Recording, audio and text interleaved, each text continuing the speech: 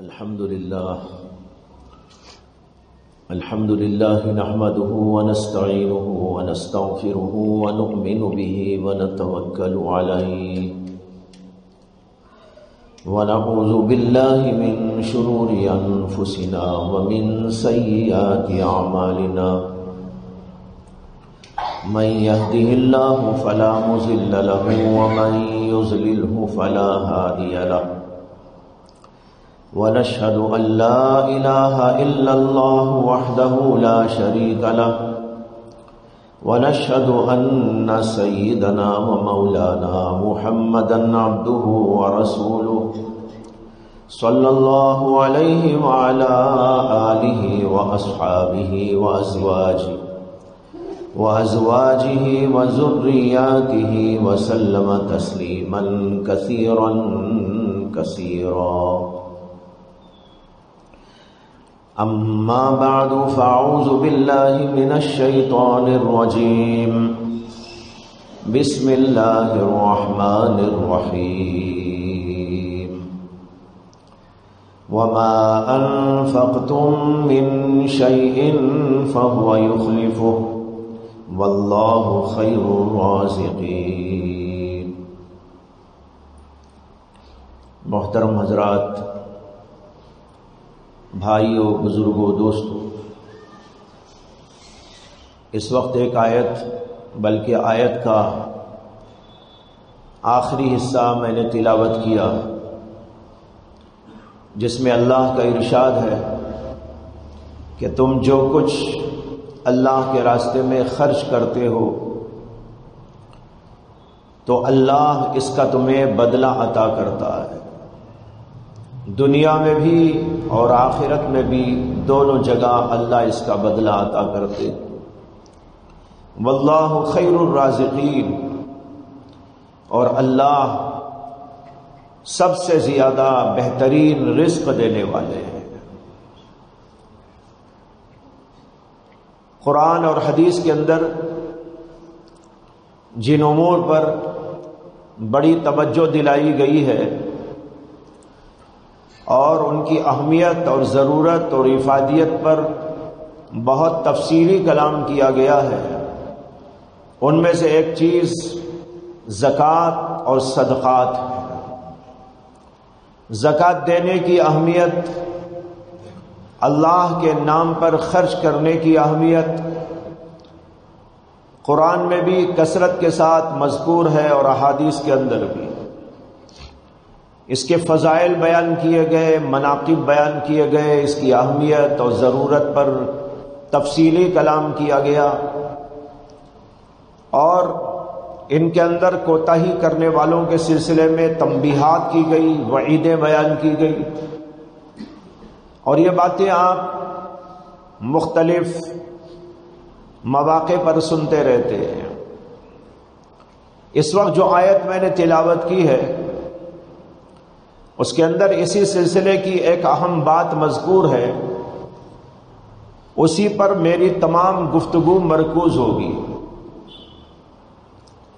اور وہ کیا ہے کہ اللہ تعالیٰ نے بتایا کہ جو کچھ تم اللہ کے راستے میں خرچ کرتے ہو، اللہ اس کا بدلہ تم کو دیتے ہیں.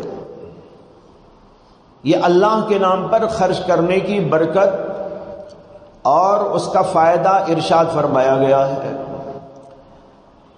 ہر چیز کے فوائد ہیں، نماز کے، روزے کے، زکوٰۃ کے، حج کے، ذکر کے، تلاوت کے، یا اور کوئی دینی کام ہم کرتے ہیں تو اس کے کوئی کام ایسا نہیں جو بے فائدہ ہو.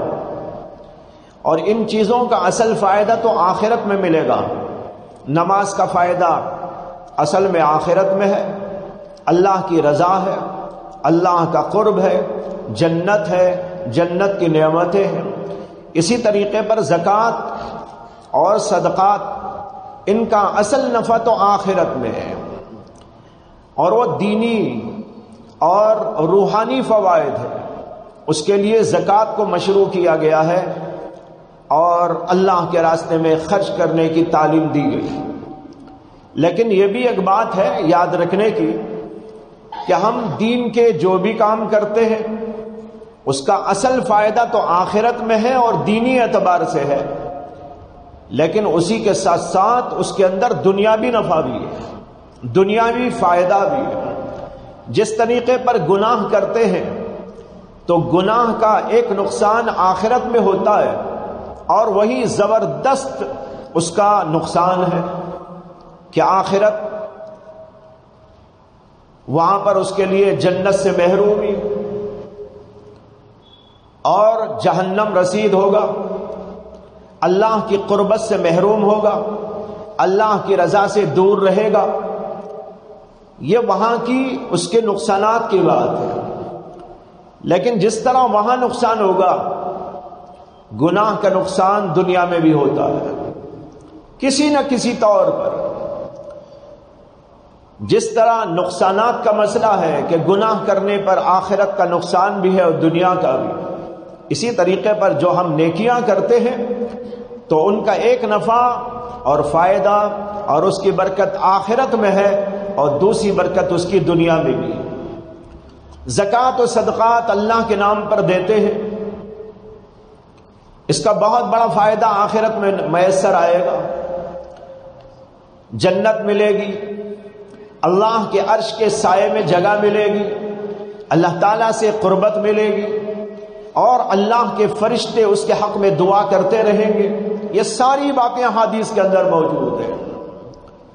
مثلا حدیث کے اندر آتا ہے کہ اللہ کے نبی صلی اللہ علیہ وسلم نے فرمایا کہ ہر روز صبح ہوتے ہی اللہ کے 2 فرشتے آسمان سے نازل ہوتے ہیں، اور وہ دن بھر دعا کرتے رہتے ہیں۔ ایک فرشتہ دعا مانگتا ہے، اے اللہ اعطی منفقا خلفا، اے اللہ جو بندہ آپ کے راستے میں خرچ کرتا ہے اس کو اس کا بدلہ عطا کیجیے، اس کا نعم البدل اس کو عطا کیجیے۔ اور دوسرا فرشتہ دعا کرتا ہے، اے اللہ جو نہیں خرچ کرتا، کنجوسی برتتا ہے، اس کو نقصان عطا فرما۔ اب دیکھو اس میں ایک فائدہ بھی ہے، ایک نقصان، دونوں بتائے گئے۔ یہ اللہ کے فرشتوں کی دعا اس کو لگتی ہے جو اللہ کے راستے میں خرچ کرتا ہے۔ اسی طرح جنت کا وعدہ ہے کہ جو آدمی اللہ کے راستے میں خرچ کرنے والا ہے، اللہ تعالیٰ اس کو جنت عطا فرمائیں گے۔ اس طرح بے شمار فوائد ہیں جو انسان کو آخرت میں میسر آئیں گے، اور یہی اصل ہے۔ لیکن بھائیو، اسی کے ساتھ ساتھ دنیا کا بھی بہت بڑا نفع اس کے اندر ہے کہ آدمی اللہ کے راستے میں خرچ کرے، زکوٰۃ ادا کرے، یا کسی اور شکل میں اللہ تبارک و تعالیٰ کے راستے میں خرچ کرے، غریبوں کی امداد اور نصرت، اور ہینڈی کیپ لوگوں کی مدد اور نصرت، مختلف قسم کے مصیبت زدہ لوگوں کی مصیبتوں میں ان کے کام آ جانا، کچھ نہ کچھ ان کو دیتے رہنا، کسی طور پر بھی ان کے ساتھ اچھا سلوک کر کے ان کو فائدہ پہنچانے کی کوشش کرنا۔ یہ جو صدقات و خیرات ہیں، اس کی دنیا کے اندر بھی بڑی برکتیں ہیں۔ اللہ نے اسی کا یہاں ذکر کیا، وَمَا أَنفَقْتُم مِّن شَيْءٍ فِي سَبِيلِ اللَّهِ فَهُوَ يُخْلِفُهُ، کہ تم اللہ کے راستے میں جو بھی خرچ کرتے ہو، کہتے ہیں اللہ اس کا بدلہ تم کو عطا کرے گا۔ علماء نے یہاں پر لکھا ہے، یہ بدلے کی بات جو اللہ نے ذکر فرمائی، یہ آخرت میں بھی ہے اور دنیا میں بھی۔ اللہ آخرت میں بھی اس کا بدلہ عطا کریں گے، اور یہی اصل ہے، اور اسی کے ساتھ ساتھ دنیا میں بھی اس کا بدلہ عطا فرمائیں گے۔ اور دنیا میں جو اللہ اس کا بدلہ دیں گے وہ مختلف شکلوں سے آئے گا۔ ایک شکل تو اس کی یہ ہوتی ہے کہ اللہ تعالیٰ ایسے بندے کی مدد اور نصرت غیب کے ذریعے کرتے ہیں، غیبی مدد، غیبی نصرت، غریبوں کی امداد کیا، اللہ کے راستے میں خرچ کیا، مسجدوں پر خرچ کیا، مدارس پر خرچ کیا، غریبوں یتیموں کی رکھوالی کیا، اس کا یہ ہوگا کہ اسے اللہ کے ہاں سے غیب سے مدد ملے گی۔ حدیث کے اندر واقعہ آیا ہے، امام مسلم نے، امام احمد نے اپنی سندوں کے ساتھ اس کو بیان کیا کہ نبی اکرم صلی اللہ علیہ وسلم نے فرمایا کہ ایک آدمی تھا، وہ کہیں جا رہا تھا، راستے میں چلتے چلتے ایک جگہ پر اس نے دیکھا کہ بادل چھا گیا ہے، بادل چھا کر جا رہا ہے، اور اسی بادل کے اندر سے ایک آواز آتی ہے، وہ سنتا ہے، اس کے اندر کہا جا رہا ہوتا ہے، اے بادل فلاں آدمی کے باغ میں جا کے برس جانا، نام لے کر ایک آدمی کا کہ فلاں آدمی کے باغ میں جا کے برس جانا۔ اب وہ بادل چلنے لگتا ہے، جیسے کہ بادل چلتے ہی رہتے ہیں، روزانہ آپ دیکھتے ہیں، وہ آواز سنتا ہے اور سننے کے بعد وہ آدمی چلتا ہے اسی کے پیچھے پیچھے، دیکھتا ہے کہ یہ آدمی جو ہے اس کے پیچھے جا رہا ہے، کس کے؟ بادل کے پیچھے، یہ دیکھنے کے لیے کہ وہ کہاں جائے گا، کہاں برسے گا، یہ دیکھنے کے لیے وہ بادل کو دیکھ دیکھ کے جاتا ہے۔ تو وہ بادل ایک علاقے میں جاتا ہے، وہاں جا کر ایک باغ کے پاس برسنے لگتا ہے۔ یہ آدمی بڑے حیرت کے ساتھ اس کو دیکھتا رہتا ہے کہ بھئی یہ بادل یہاں آیا، یہاں برس گیا، اور اس باغ کے اندر برس گیا، اور یہ پورے کا پورا پانی اس باغ کے اندر آ گیا۔ اس کے دل میں آتا ہے کہ میں جاؤں، باغ والے سے ملاقات کروں اور اس کے حالات کو دریافت کروں، اس کے اعمال کے بارے میں پوچھوں۔ اس لیے وہ اندر جاتا ہے، ایک آدمی سے وہاں ملاقات ہوتی ہے، اس آدمی سے وہ پوچھتا ہے کہ بھئی اس باغ کے آپ ہی مالک ہیں؟ وہ کہتا ہاں میں ہی مالک ہوں۔ اب پھر اس کے بعد دونوں کی بات چیت ہوتی ہے، وہ کہتا ہے خیر خیریت، ہاں الحمدللہ خیر خیریت۔ خیر خیریت کے بعد میں کہتا ہے کہ آپ کا نام کیا ہے؟ وہ وہی نام بتاتا ہے جو بادل کے اندر سے اسے سنا تھا۔ وہ کہتا ہے کہ بھائی مجھے آپ سے کام ہے۔ کیا کام ہے؟ کام میں یہ آپ سے پوچھنے کے لیے آیا ہوں کہ آپ کا کوئی خصوصی عمل ہو تو بتاؤ۔ وہ کہتا خصوصی کیا عمل؟ نماز پڑھتا ہوں، روزہ رکھتا ہوں، یہ کرتا ہوں، وہ کرتا ہوں، جو سب کرتے وہی میں بھی کرتا ہوں، کیا بات ہے، کیوں پوچھ رہے ہو؟ وہ کہتا دیکھو ابھی میں آ رہا تھا تو بادل سے آواز آئی، اے بادل فلاں کے باغ میں جا کے برس جا۔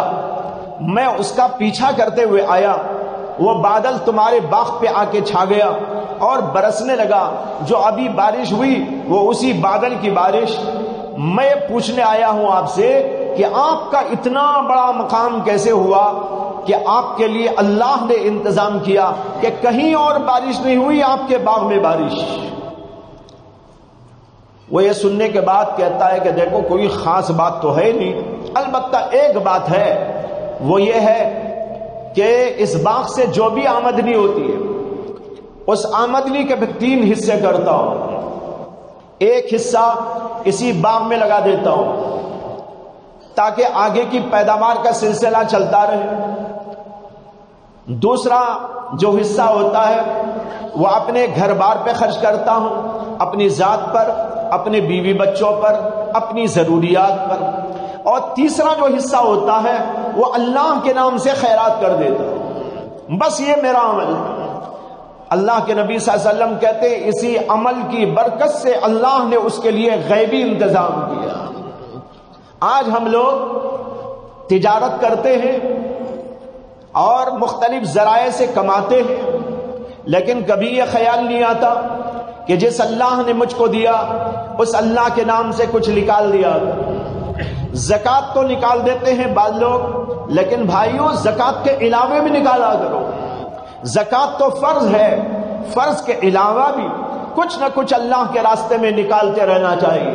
اب وہ آدمی جو بھی آمدنی ہوتی ہے اس کو نکالتا ہے، جو بھی آمدنی ہوتی ہے اس کو نکالتا ہے، 3 حصے کرتا ہے، ایک اسی باغ میں لگاتا ہے، ایک اپنی ذات پہ خرچ کرتا ہے، ایک اللہ کے راستے میں لوٹا دیتا ہے۔ اس کی برکت سے اللہ نے اس کے لیے غیب سے انتظام کیا۔ معلوم ہوا کہ صدقات و خیرات کا ایک بہت بڑا فائدہ یہ ہے کہ اللہ ہمارے مسائل کے لیے، ہماری تجارتوں میں ترقی کے لیے، ہمارے کاروبار کے اندر اور بڑھاوا کرنے کے لیے غیب سے انتظام کر دیتے ہیں۔ وہ بیچارہ تو پتہ نہیں بیٹھا تھا، اسے پتہ بھی نہ ہوتا اگر یہ آدمی آ کے نہ بتاتا۔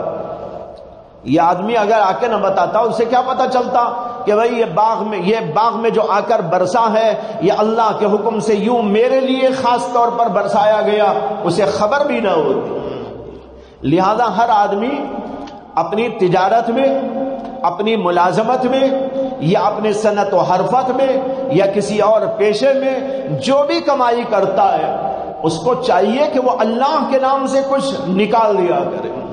جو لوگ روزانہ اپنا حساب کرتے ہیں وہ روزانہ نکال دیا کریں، جو لوگ ہفتے میں ایک بار حساب کرتے ہیں وہ ہفتے میں نکال دیا کریں، جو لوگ ماہانہ حساب کرتے ہیں وہ ماہانہ نکال دیا کریں۔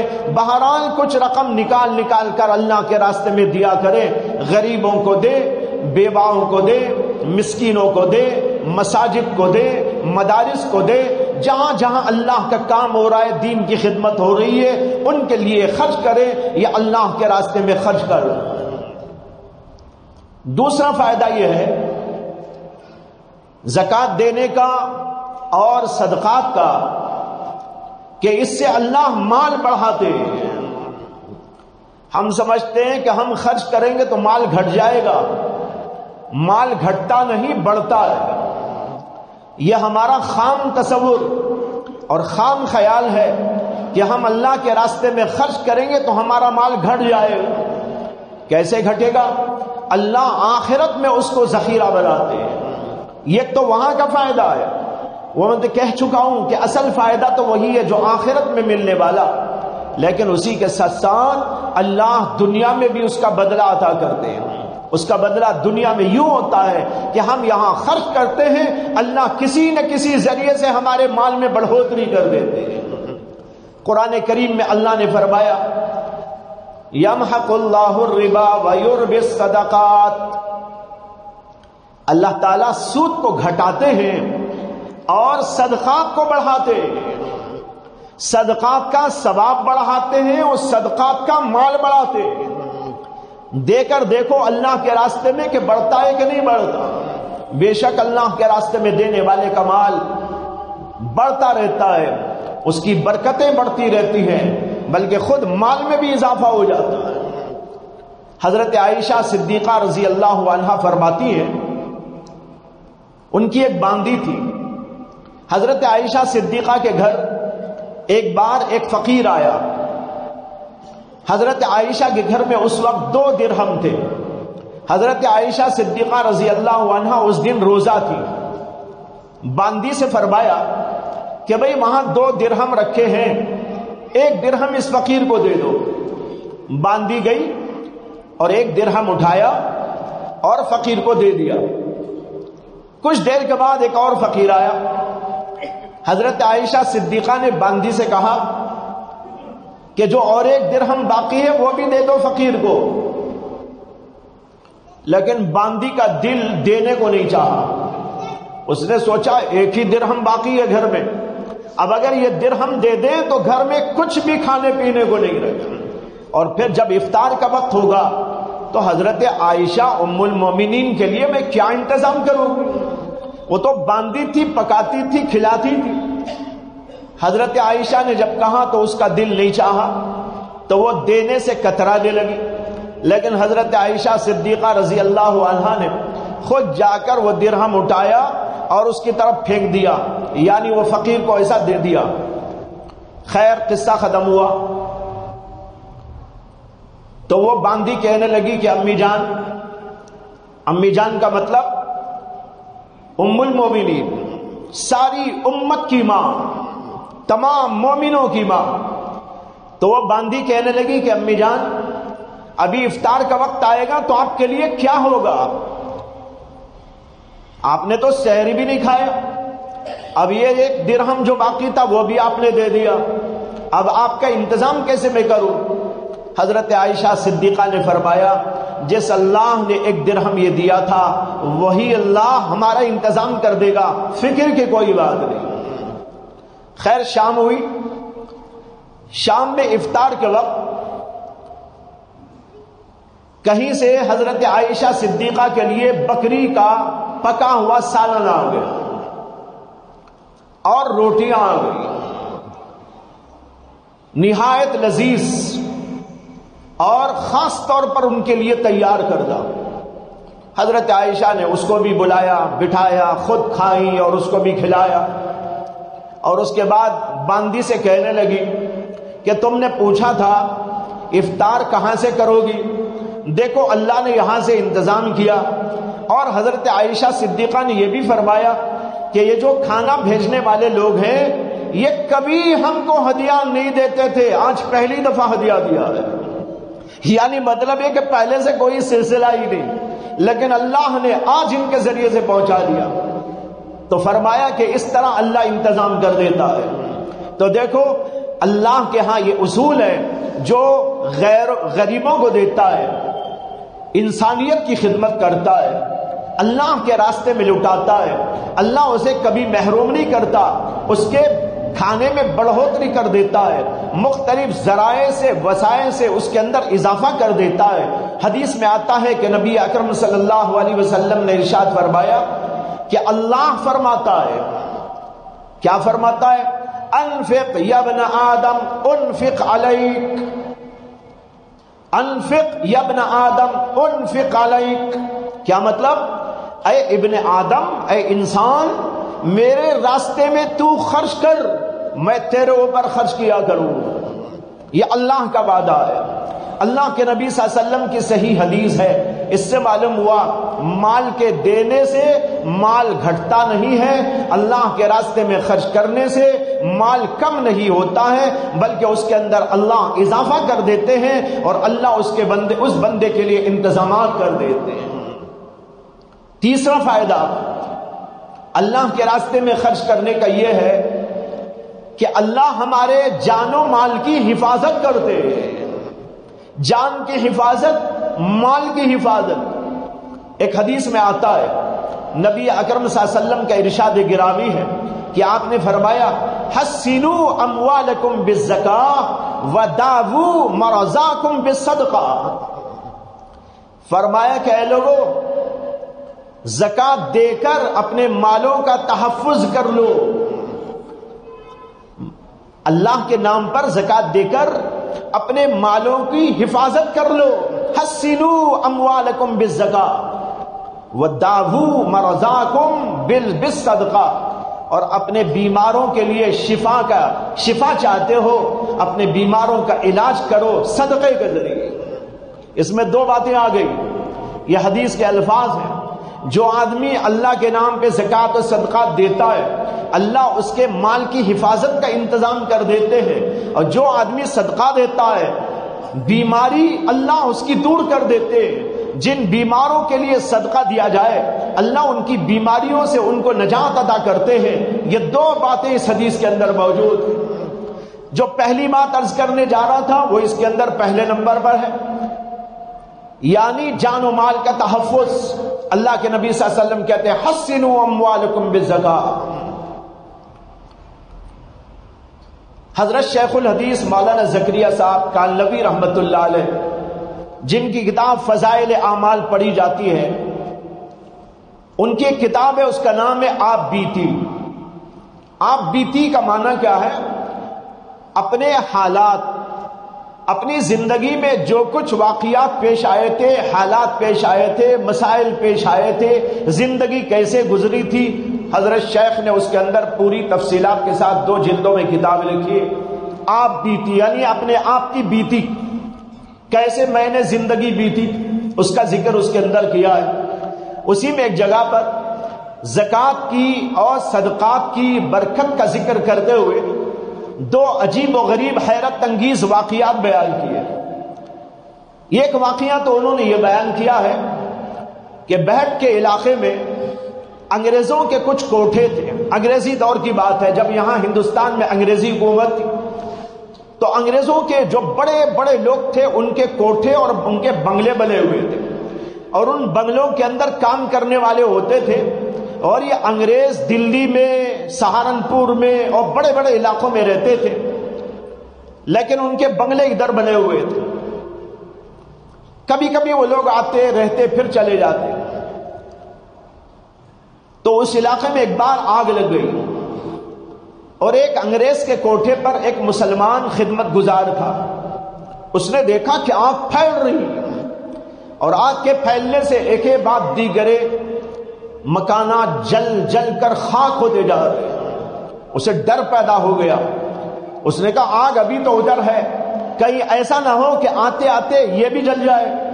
اسی وہ دوڑے دوڑے سہارنپور گیا، وہاں جا کر اس انگریز سے ملا اور وہ لکھتا ہوا بیٹھا تھا، اس سے جا کر کہا علاقے میں آگ لگ گئی ہے اور مجھے تو اندیشہ ایسا ہے کہ آپ کی طرف بھی آ جائے گی آگ اور آپ کا بنگلہ بھی جل جائے گا، ذرا پہلے اس کا انتظام کرو۔ حضرت لکھتے ہیں کہ وہ آدمی لکھتا بیٹھا تھا انگریز، لیکن کچھ بھی ٹس سے مس نہیں ہوا۔ جب اس نے خبر دی تو اطمینان سے بیٹھا لکھ رہا تھا۔ اس نے دوبارہ کہا، پھر بھی اس نے توجہ نہیں دی، تیسری دفعہ کہا، پھر بھی توجہ نہیں دی، پھر کہا تو وہ کہنے لگا بھائی پریشان ہونے کی ضرورت نہیں ہے، اور لوگوں کے مکانات تو جلے ہوں گے، مجھے انکار نہیں، لیکن مجھے امید ہے کہ میرا مکان نہیں جلے گا۔ پھر اس کے بعد اس نے کہا اس لیے کہ میں میرے مالوں کی زکوٰۃ مسلمانوں کے طریقے پر ادا کیا کرتا ہوں۔ اس نے کہا مسلمانوں کے طریقے کے مطابق میں اپنے مالوں کی زکوٰۃ ادا کرتا ہوں، اس سے مجھے امید ہے کہ میرے مکان کو کچھ بھی نہیں ہوگا۔ چنانچہ اسی طرح اس کے مکان کو کچھ نہیں ہوا، حالانکہ وہ کافر تھا، لیکن اس کے باوجود اللہ کے ایک حکم کے مطابق عمل کرنے لگا، اس کی برکت دنیا میں اس کو مل گئی، آخرت میں تو نہیں ملے گی۔ اسے کہ کافر کا آخرت میں کوئی حصہ نہیں، وَمَا لَهُ فِي الْآخِرَةِ مِنْ خَلَاقٍ، ان کا کوئی حصہ آخرت میں نہیں۔ یہ جو نیکی کرتے ہیں اس کا بدلہ اللہ دنیا میں دیتے ہیں۔ جب ایک کافر کو اس کی نیکی کا بدلہ دنیا میں اس شکل میں مل سکتا ہے کہ اس کے مال کی حفاظت کی جا رہی ہو، تو ایک مومن بندہ اللہ کے نام پر خیرات کرے، اللہ کے نام پر صدقہ دینے لگے، اللہ کے نام پر زکوٰۃ نکالنے لگے، تو کیا اللہ اس کے مالوں کی حفاظت نہیں کریں گے؟ ایک واقعہ تو حضرت نے یہ بیان کیا جو حیرت انگیز ہے، دوسرا واقعہ وہ بھی بڑا حیرت انگیز ہے، وہ سہارنپور کا واقعہ ہے۔ سہارنپور میں حضرت فرماتے ہیں کہ مظاہرلوم سہارنپور کے محسنوں میں سے اور بڑے ہی معاونوں میں سے ایک صاحب تھے، ان کا نام تھا حافظ فضل حق۔ مالدار آدمی بھی تھے، حافظ قرآن بھی تھے، اور مظاہرلوم اور دیگر بڑے بڑے اداروں کے بڑے معاون تھے۔ وہ ایک بار، اور ان کا تکیہ کلام تھا اللہ کا فضل، اللہ کے فضل سے، اللہ کے ہر بات میں بہتے تھے اللہ کے فضل سے، اللہ کے فضل سے، اور کبھی بے موقع بھی بول دیتے تھے، جیسے بعض لوگ انشاءاللہ بے موقع بول دیتے ہیں۔ جیسے ایک آدمی کے بارے میں قصہ ہے کہ وہ جا رہا تھا بیل خریدنے، راستے میں ایک صاحب سے ملاقات ہوئی، انہوں نے کہا کہاں جا رہے ہو؟ کہا بیل خریدنے جا رہا ہوں۔ انہوں نے کہا بھائی انشاءاللہ تو کہہ لو۔ اس نے کہا انشاءاللہ کی کیا ضرورت ہے، پیسے میرے پاس میں ہیں، بیل وہاں موجود ہے، میں طاقت رکھتا ہوں، جا رہا ہوں، خرید کے آؤں گا، انشاءاللہ کی کیا ضرورت۔ خیر چلا گیا، راستے میں جا رہا تھا، کسی نے پاکٹ حذف کر دی، اس کی پاکٹ مار لی۔ اب وہاں گیا، بیل سے، بیل کے بارے میں بات چیت کرتے کرتے جیب میں ہاتھ ڈالا تو پیکٹ ہی نہیں ہے، جیب کٹا ہوا ہے۔ اب لاحول پڑا، انا للہ پڑا، اور پھر اس کے بعد سے وہیں سے رش شروع کر دی انشاءاللہ کی۔ واپس آ رہا تھا، وہ آدمی پھر ملا، اس نے کہا ارے بیل نہیں خریدا؟ اس نے کہا میں یہاں سے جا رہا تھا، میرا جیب کٹ گیا انشاءاللہ۔ وہاں گیا تو جیب ہی نہیں تھا انشاءاللہ۔ کیا خریدتا میں؟ انشاءاللہ نہیں خریدا میں، انشاءاللہ واپس آ گیا میں، انشاءاللہ اب بے موقع انشاءاللہ۔ وہ صاحب جو تھے فضل حق صاحب، وہ اللہ کے فضل سے، اللہ کے فضل ہر جملے میں بولتے رہتے تھے، کبھی بے موقع بھی بول دیتے۔ ایک بار حضرت مولانا مظہر نانوتوی رحمت اللہ علیہ، جو مظاہرلوم سہارنپور کے ذمہ داروں بانیوں میں سے، ان کی خدمت میں آئے اور آ کر کہنے لگے کہ حضرت جی آج تو اللہ کے فضل سے اللہ کا غضب ہو گیا۔ کیا کہنے لگے؟ حضرت جی آج تو اللہ کے فضل سے اللہ کا غضب ہو گیا۔ وہ جانتے تھے یہ ہر جگہ اللہ کا فضل بولتے، موقع پہ موقع بولتے رہتے، یہ کوئی موقع ہے؟ اب یہ ہم بول رہے اللہ کے فضل سے اللہ کا غضب ہو گیا۔ انہوں نے کہا ارے بھائی اللہ کے فضل سے کیا اللہ کا غضب ہو گیا؟ انہوں نے کہا دیکھو آج رات میں سو رہا تھا، دیکھا تو 2-4 چور میرے گھر کے اندر گھس کر میرا ناک توڑ رہے تھے۔ میں اٹھ بیٹھا اور میں نے ان سے کہا کہ تم جتنا چاہے کوشش کر لو، اللہ کے فضل سے تم یہ توڑ نہیں سکتے، کتنا چاہے تم کر لو۔ اور میں یہ زکوٰۃ دیتا ہوں، میں ہر چیز کی زکوٰۃ دیتا ہوں، مجھے پوری امید ہے، میں اللہ پر یقین رکھتا ہوں وہ میرے مال کو ضائع نہیں کرے گا۔ اور تم چور یہ بھی سن لینا، یہاں سے میرا مال نہیں ہے، مظاہرلوم سہارنپور کا جتنا خزانہ ہے وہ بھی یہیں رکھا ہوا ہے، اسی کمرے میں موجود ہے، اسی جگہ رکھا ہوا ہے، تم کو بتا رہا ہوں۔ لیکن یہ بھی دعویٰ کرتا ہوں اللہ کے فضل سے تم توڑ نہیں سکتے اس تالے کو۔ یہ تالا تو 2-4 پیسے کا ہے لیکن تمہاری طاقت نہیں اس کو توڑنا۔ تم 4-5 ہو، ابھی اور 4-5 کو بلا لاؤ اور صبح تک توڑتے رہو، تم توڑ نہیں سکتے۔ وہ کہنے لگے حضرت جی یہ میں کہہ کر سو گیا۔ مولانا مظہر نانوتوی کو سنا کر کہہ رہے حضرت جی یہ کہہ کر میں سو گیا۔ سو کر جب فجر کے اٹھا تب تک بھی وہ توڑتے بیٹھے ہوئے تھے لیکن ٹوٹ نہیں پایا۔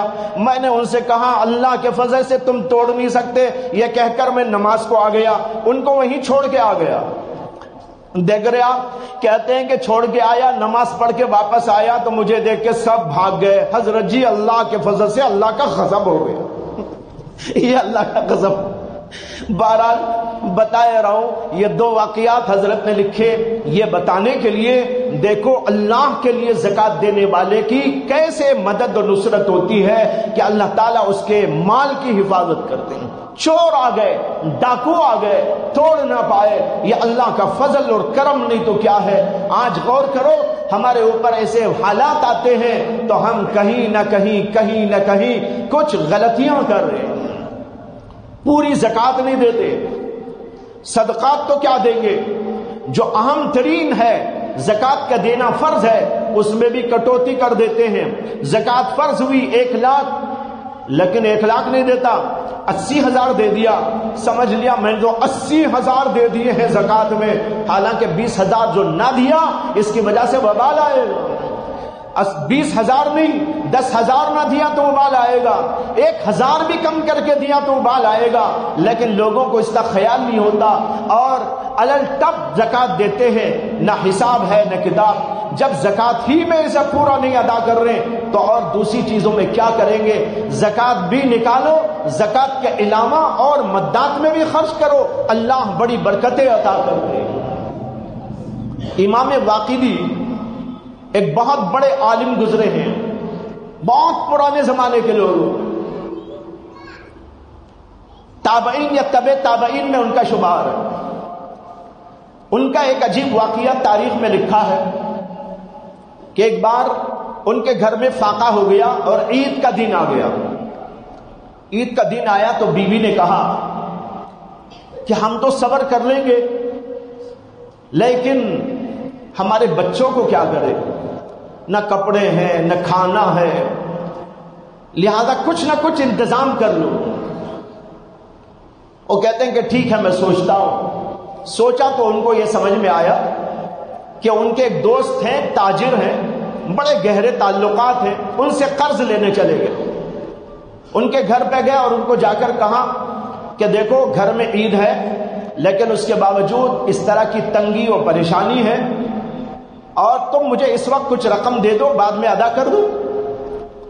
تو تاجر اپنے گھر میں سے فوراً 1,200 درہم لا کے ان کے حوالے کیا، 1,200 درہم۔ خیر وہ لے کے آ گئے، لا کر بیوی کو دیا کہ لو اب انتظام کرو کپڑوں کا، کچھ اور کھانے کا پینے کا جو بھی کرنا ہے۔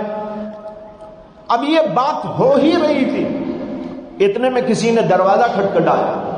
دروازہ کھولا تو دروازے پر ان کے ایک اور دوست آئے ہوئے تھے، امام واقدی کے دوست۔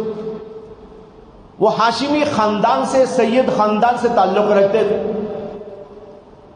ان کو بلایا بٹھایا، خیر خیریت پوچھی تو انہوں نے کہا کہ مجھے قرض کی ضرورت ہے، اس لیے کہ گھر میں عید ہے، بچوں کے لیے کچھ نہیں، میں سوچا کہ آپ کے پاس سے اس وقت میں لے لوں، بعد میں ادا کر دوں۔ ان کو بٹھا کر بیوی کے پاس میں گئے، اندر جا کر کہنے لگے دیکھو جیسا ہمارا مسئلہ تھا ہمارے دوست کا بھی ویسا ہی مسئلہ ہے، وہ بھی آئے ہیں، اب ہم کیا کریں؟ بیوی نے کہا تمہارے دل میں کیا آ رہا ہے؟ انہوں نے کہا میرے دل میں یہ آ رہا ہے کہ 1200 میں سے 600 ہم رکھ لیں گے، 600 ان کو دے دیں گے، ان کا بھی کام چلے گا ہمارا بھی چلے گا۔ لیکن بیوی نے کہا کہ نہیں، یہ پوری رقم انہی کو دے دو، اس لیے کہ ذرا سوچو جس تاجر سے آپ جا کر لے کے آئے وہ عالم نہیں تھے، لیکن انہوں نے آپ کے ساتھ یہ معاملہ کیا، آپ تو ماشاءاللہ اتنے بڑے عالم، دنیا بھر کے امام واقعی، اتنے بڑے ہو کر آپ اس میں آدھی رقم دیں، آدھی رکھیں، یہ آپ کے شایع نشان نہیں، میں چاہتی ہوں کہ پوری رقم انہی کو دے دیں۔ امام واقعی نے کہا بہت اچھا، لے جا کے دے دیا۔ اس دن پورے فقر و فاقے سے گزار لیا۔ یہ صاحب ہاشمی صاحب اپنے گھر گئے، ابھی بیوی سے بیٹھ کے بات کر رہے تھے، کسی نے ان کے دروازے پہ دستک دے دی۔ باہر نکلے تو دیکھا کہ امام باقری نے جس آدمی سے پیسے لیے تھے وہ تاجر ان کے دروازے پہ ہے۔ وہ بلائے بٹھائے، پوچھا تو انہوں نے بھی کہا کہ میرے پاس کوئی رقم نہیں ہے، عید کا دن ہے، بڑی پریشانی ہے، اگر آپ کے پاس کچھ رقم ہو تو دے دو۔ وہ آدمی جو رقم واقعی کے پاس سے لایا تھا وہ پوری ان کے ہاتھ میں دے دیا۔ تھیلی دیکھا، وہ آدمی پریشان ہو گیا، یہ تھیلی تو میں دیا تھا واقعی کو، یہ تھیلی میرے پاس کیسے آ گئی؟ بڑا پریشان ہوا، پریشان ہو کر وہاں سے نکل کر سیدھا امام واقعی کے پاس میں گیا، جا کر کہا کہ مجھے سچ بتاؤ کہ آپ نے میرے سے جو رقم لی تھی اور میں نے ایک تھیلی آپ کو دی تھی وہ آپ نے کیا کی؟ انہوں نے کہا بھئی دیکھو میرا قصہ تو ایسا، میں تو پریشان ہو کے آپ کے پاس آیا تھا، لیکن جب میرے گھر پہ آیا بیوی سے بات ہو ہی رہی تھی، ایک اور میرے دوست آ گئے، میں نے ان کو آپ کی تھیلی دے دی۔ انہوں نے کہا ارے بھائی میرا قصہ ایسا ہے کہ جو کچھ تھا وہ میں تم کو دے دیا تھا، اس خیال سے کہ اس بیچارے سے اس موقع پر کچھ مانگ لوں گا، آپ کو دے دیا تھا، اب وہاں گیا تو وہی تھیلی میرے پاس میں آ گئی۔ یہ واقعہ وہاں بڑا مشہور ہو گیا کہ امام واقعی اور پھر وہ تاجر اور پھر وہ آدمی، لوگوں کے درمیان میں بڑی شہرت ہو گئی کہ ایسا عظیم واقعہ پیش آیا ہے۔ شدہ یہ بات پہنچ گئی بادشاہ کے دربار تک اور درباریوں تک، اور بادشاہ کے دربار کے ایک بہت بڑے وزیر تھے جن کا نام تھا خالد البرمکی، ان کو بھی اس بات، یحییٰ بن خالد البرمکی، ان کو اس بات کی اطلاع ملی۔ اس کے دل کو بڑی خوشی ہوئی کہ ہمارے دور میں کیسے کیسے لوگ موجود ہیں، اپنی ساری پونجی دوسروں پر قربان کرتے ہیں، اپنے لیے پائی تک نہیں رکھتے، فقر کے باوجود، فاقے کے باوجود دوسروں کو ترجیح دیتے ہیں۔ یؤثرون علی انفسہم ولو کان بہم خصاصہ، اس کی زندہ مثالیں موجود ہیں، ایک نہیں 3 مثالیں موجود ہیں۔ وہ بہت خوش ہوا، خوش ہونے کے بعد 1000 اشرفیوں کی تھیلی لے کے آیا۔ پہلے گیا جائے تینوں میں سے ہر ایک کے پاس، ایک کو 200، دوسرے کو 200، تیسرے کو 200، 10,000 کی لایا، اور اس میں سے 2,000 ایک بزرگ کو یعنی امام واقعی کو، اور 2,000 ایک تاجر کو، اور 2,000 ایک اور تاجر کو دے دیا۔ اس کے بعد امام واقعی کے پاس میں جا کر کہا میں نے ان کو 2,000، ان کو 2,000، آپ کو 2,000 دیے ہیں، اور آپ کی بیوی کے لیے باقی 6,000 ہیں، اس لیے کہ اس بیوی ہی کا اصل کارنامہ ہے کہ اس نے اٹھا کر اس جو ہے فقر کے باوجود، فاقے کے باوجود کہا تھا آدھا نہیں پورا اس کو دے دو۔ یہ ان کا بہت بڑا واقعہ ہے، اس لیے ان کو 6,000 میں دے دو۔ 6 نہیں 4 بچے، 4 دیتا ہوں۔ یہ اس نے کہہ کر اس بیچاری کو بھی 4,000 درہم دے دیے۔ بھائیوں بتانا یہ ہے کہ دیکھو اللہ نے کیسا انتظام کیا. اللہ مال کو بڑھاتا ہے جب دیا جاتا ہے، مال کو گھٹاتا نہیں، اور پھر تحفظ فرماتا ہے، اور یہ تحفظ مالی اس طریقے پر ہوتا ہے. یہ باتیں ہم کو یاد رکھنا ہے. اس کے علاوہ اور بھی بڑے فوائد ہیں. ان میں سے ایک فائدہ وہ بھی ہے جو اوپر والی حدیث میں آپ نے سنا. اللہ کے نبی نے فرمایا داوو مرضاکم بالصدقہ، صدقہ دے کر بیماروں کے لیے علاج کر لو. کیا مطلب ہوا؟ اگر تم بیماروں کا علاج چاہتے ہو، کرو علاج جو کچھ کرنا، اس کے ساتھ ساتھ اللہ کے نام پہ صدقہ دو. اللہ کے نام پہ صدقہ دینا بیماریوں کے لیے شفا کا باعث بنتا ہے. یہ چند باتیں تھی. اس کے علاوہ اور کچھ باتیں ہیں کہ جو اس کے فوائد میں ہے. یاد رہا تو انشاءاللہ اگلے ہفتے عرض کیا جائے گا. اللہ تعالیٰ سے دعا ہے کہ اللہ تعالیٰ ہمیں تمام نیکیوں، تمام کی تمام اچھائیوں پر عمل کی توفیق عطا فرمائے، صدقہ خیرات کرنے کی بھی توفیق عطا فرمائے. یہاں جتنے لوگ بیٹھے ہیں وہ عہد کر کے اٹھیں کہ ہماری کمائی میں سے 10 پیسے کمانے والا 1 پیسہ دے دے، 10,000 کمانے والا 1,000 دے دے، 20,000 کمانے والا اپنی حیثیت سے دے دے، لاکھوں کا کمانے والا اپنے حساب سے دے دے. کچھ نہ کچھ بہرحال اللہ کے راستے میں صدقہ کرنے، خیرات کرنے کی عادت بنائے. یہ بہت اچھی عادت ہے اور دین اور دنیا دونوں کے فوائد اس کے اندر ہیں. اللہ تعالی ہم سب کو نیک توفیق عطا فرمائے. وآخر دعوانا ان الحمد للہ رب العالمین.